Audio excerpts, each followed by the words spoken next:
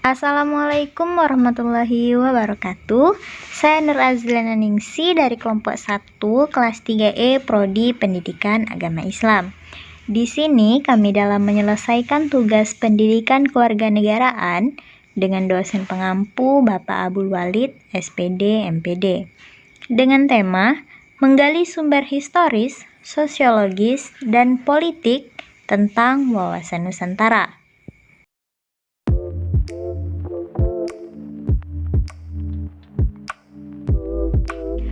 Sumber historis, konsep wawasan Nusantara pertama kali dikemukakan oleh Perdana Menteri Insinyur Haji Juanda Kartawijaya yang membuat pernyataan bahwa 12 Desember 1957 selanjutnya disebut Deklarasi Juanda.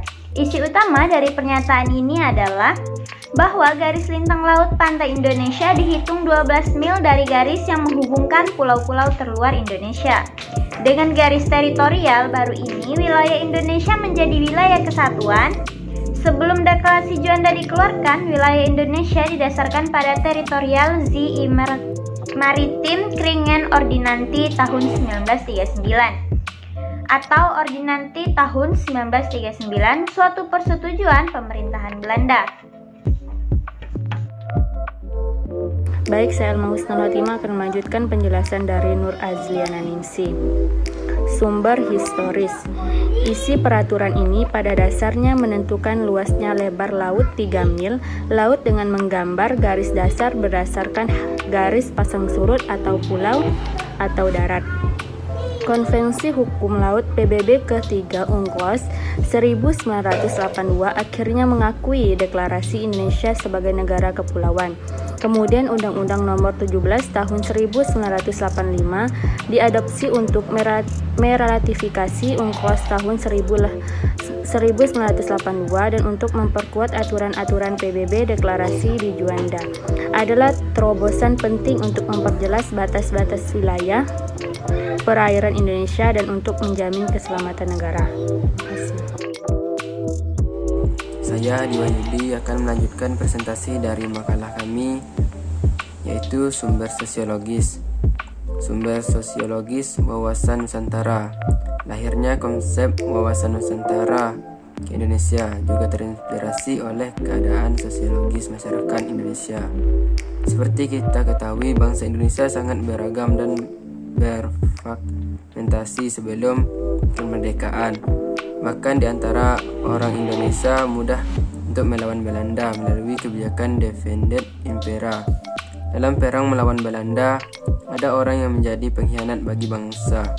Berdasarkan kondisi sosiologis budaya masyarakat Indonesia, pemahaman Nusantara yang semula berisi visi integritas atau integritas teritorial semakin diperluas sebagai visi persatuan nasional rakyat Indonesia. Tidak mau lagi dibagi ke banyak negara untuk mencapai persatuan bangsa. Semangat nasionalisme harus terus diperkuat.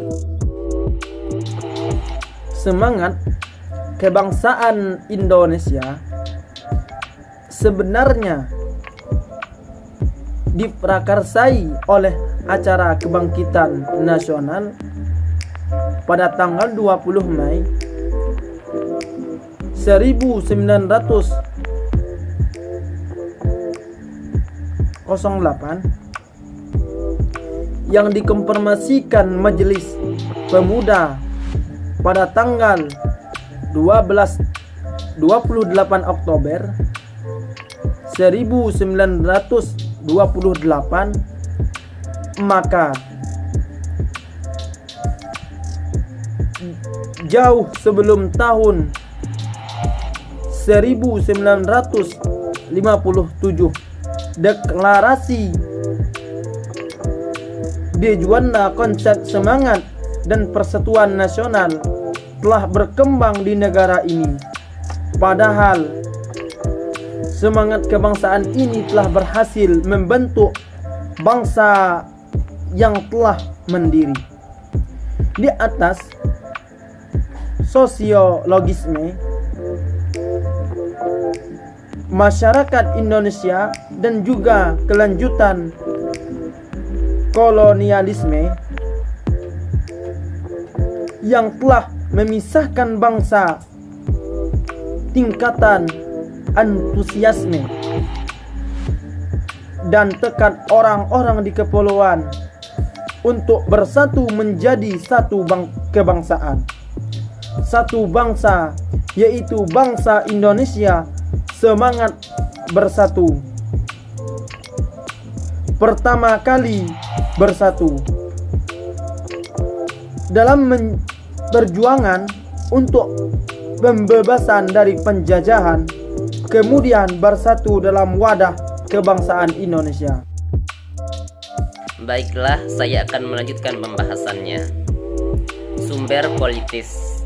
Sumber politis wawasan Nusantara secara politis, ada juga kepentingan nasional tentang bagaimana seluruh kawasan dan PBB dapat terus dikembangkan, dilestarikan, dan dipertahankan. Kepentingan nasional adalah turunan lanjut dari cita-cita nasional, tujuan nasional, dan visi-visi nasional. Cita-cita nasional bangsa Indonesia dalam alinea 2 pada pembukaan UUD 1945 adalah untuk mewujudkan negara Indonesia yang merdeka, bersatu, berdaulat adil dan makmur. Sedangkan tujuan nasional Indonesia dalam pembukaan UUD 1945 alinea 4 salah satunya adalah melindungi segenap bangsa Indonesia dan seluruh tumpah darah Indonesia. Visi nasional Indonesia menurut ketetapan MPR nomor 7/MPR/2021 tentang visi Indonesia masa depan adalah terwujudnya masyarakat Indonesia yang religius, manusiawi, bersatu, demokratis, adil, sejahtera, maju, mandiri, serta baik dan bersih dalam penyelenggaraan negara. Pengetahuan wawasan Nusantara yang diperoleh sejak Deklarasi Juanda 1957 kemudian menjadi citra politik negara. Kata-kata wawasan Nusantara dimasukkan dalam rancangan garis besar haluan negara GBHN berdasarkan keputusan MPR tahun 1973, 1978, 1983, 1988, 1993, dan 1998. Menurut GBHN, konsep wawasan Nusantara dimasukkan dalam pasal 2A Undang-Undang 1945 yang dihasilkan dari perubahan keempat pada tahun 2002. Walaupun Nusantara sebenarnya adalah pandang geopolitik rakyat Indonesia, Hello-Lirik dapat diartikan sebagai ilmu administrasi negara yang dalam setiap kebijakan dikaitkan masalah geografis di wilayah atau tempat tinggal suatu negara.